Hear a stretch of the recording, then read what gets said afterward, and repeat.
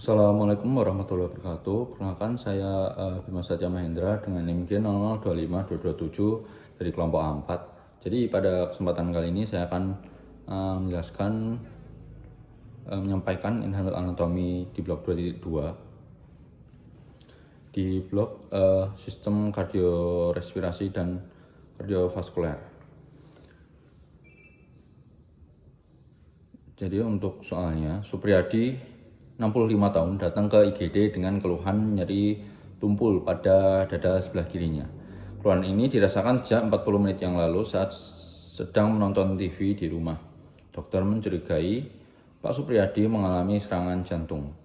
Untuk pertanyaannya, yang pertama jelaskan struktur eksternal core atau jantung. Lalu yang kedua jelaskan struktur internal core.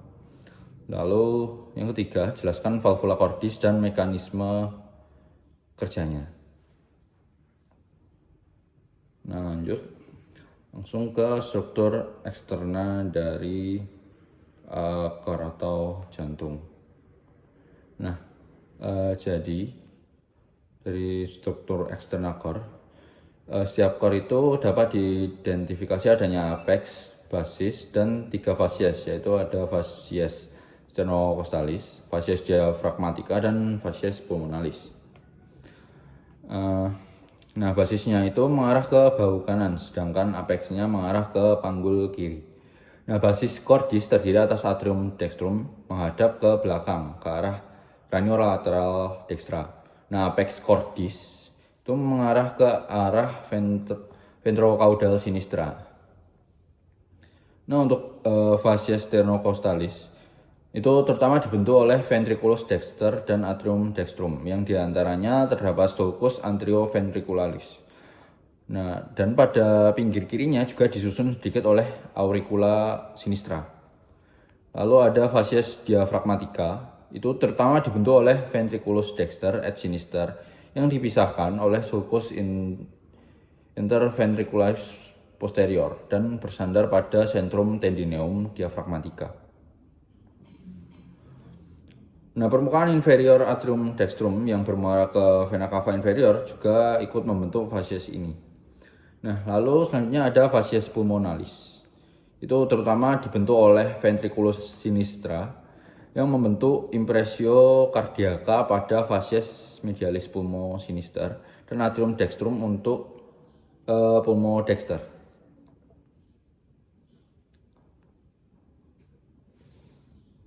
Lalu di permukaan luar jantung itu juga terdapat banyak sulcus-sulcus tempat lewatnya pembuluh darah jantung. Contohnya sulcus coronarius, sulcus interventricularis anterior. Nah, itu tempat lewatnya arteri vena interventricularis anterior. Di sini juga ada di core eksternal ini juga ada auricula jantung. Jadi dia itu merupakan struktur pelengkap atrium yang menonjol yang merupakan sisa atrium kanan janin. Nah, auricula ini dapat meredakan tekanan tinggi di atrium dengan meningkatkan kapasitas atrium pada saat stres. Permukaan dalamnya seperti dinding anterior atrium mengandung musculus spectinati yang menyebabkan penampilannya menjadi kasar. Lalu lanjut ke struktur interna dari jantung. Nah, jadi yang di bagian kiri ini ada atrium dexter. Nah, itu bagian halusnya itu merupakan sinus venarum cavarum, dan bagian kasarnya itu musculus spectinati. Lalu bagian halus dan kasar ini dipisahkan oleh crista terminalis di bagian dalam dan sulcus terminalis di bagian luar.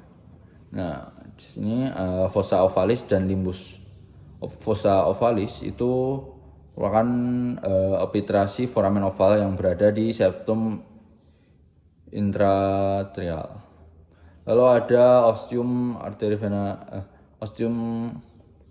atrioventricular dextra, itu menghubungkan dengan ventriculus dexter.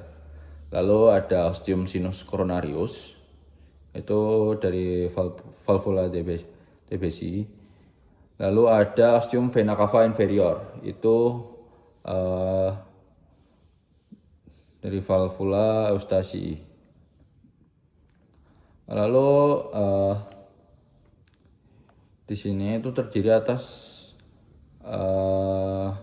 satu ruangan utama yang halus dan satu ruang kecil yang kasar di bagian superior yang disebut auricula dextra. Lalu ada septum interatrial, itu memisahkan atrium kanan dan kiri. Nah, saat fetus pada saat ini terdapat sebuah lubang, yakni foramen oval, yang pada orang dewasa akan mengalami obliterasi dan menjadi fossa ovalis. Lalu lanjut ke bagian yang kanan. Ini ada ventriculus dexter. Nah, ventriculus dexter ini terdiri atas satu ruangan kasar yang tersusun dari trabecula carnae.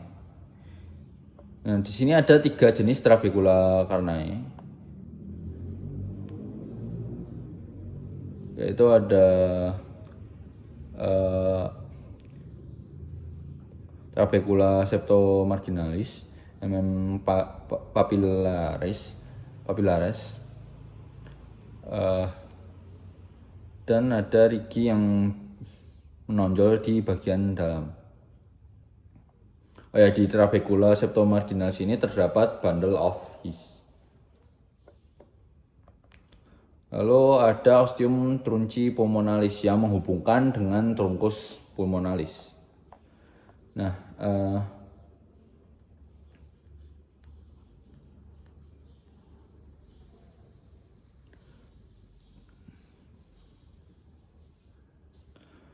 Trabecula septomarginalis ini yang menyilang rongga ventrikel dari septum ke dinding anterior, hanya terdapat di ventrikel kanan. Trabecula septomarginalis ini juga membawa fasciculus atrioventricularis crus dextra atau bundle of His, sehingga berperan juga dalam sistema conduction cordis ventrikel kanan.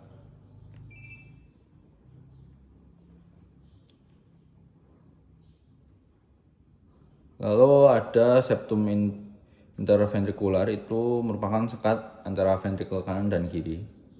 Lalu ada ostium trunci pulmonalis, itu seperti yang saya bilang tadi, itu menghubungkan dengan trunkus pulmonalis yang dibatasi oleh valva trunci pulmonalis. Lalu selanjutnya ada atrium sinister, yaitu gambar yang sebelah kiri ini. Itu terdiri atas sinus venarum cavarum dan auricula sinistra. Ostium atrioventricular sinistrum ini menghubungkan dengan ventriculus sinistrum. Lalu fossa ovalis dan valvular, sini terdapat fossa ovalis dan valvular foraminis oval. Di sini itu dimurai oleh 2 buah vena pulmonalis dextra, 1 buah vena pulmonalis sinistra superior, dan 1 buah vena pulmonalis sinistra inferior. Lalu ada ventriculus sinister. Itu merupakan pembentuk apex cordis. Di sini myokardiumnya lebih tebal dibanding yang lain. Lalu di sini terdapat vestibulum aorta. Lalu ada ostium aorta yang menghubungkan dengan aorta. Lalu ada papillaris, itu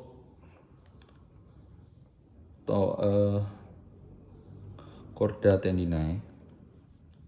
Bagian ventriculus sinister yang mendekati aorta itu disebut vestibulum aorta.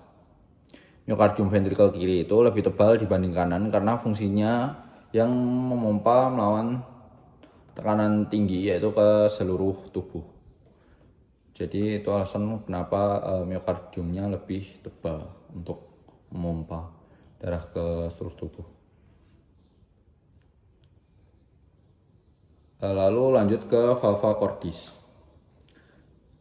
Di sini itu ada 4 katup, yaitu ada valva trunci pulmonalis, ada valva atrioventricular sinistra, atau katup mitralis. Lalu ada valva atau katup aorta, lalu ada katup trikuspid. Yang pertama mengenai katup trikuspid. Nah itu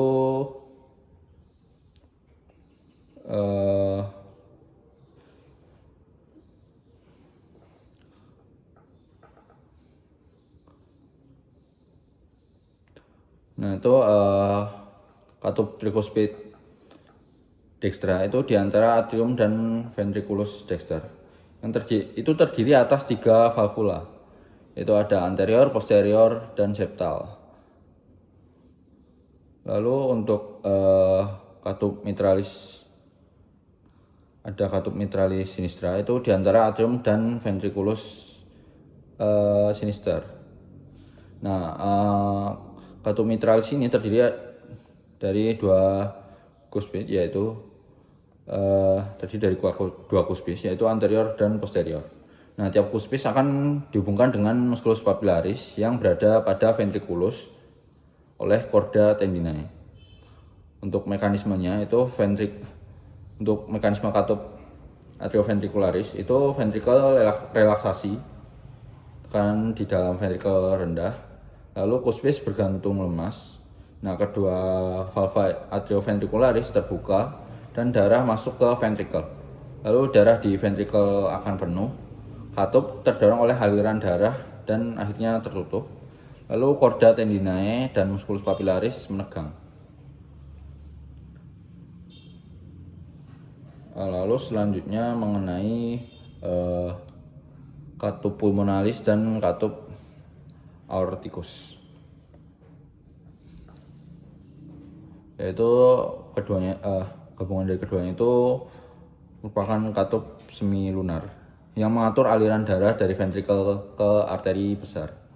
Nah, katup pulmonal mengontrol pembukaan dari ventrikel kanan ke dalam trunkus pulmonalis, dan katup aorta mengontrol pembukaan dari ventrikel ke kiri aorta. Masing-masing memiliki 3 titik berbentuk seperti saku baju. Nah, untuk katup trunki pulmonalis ini terdiri dari 3 valvula seperti bulan sabit.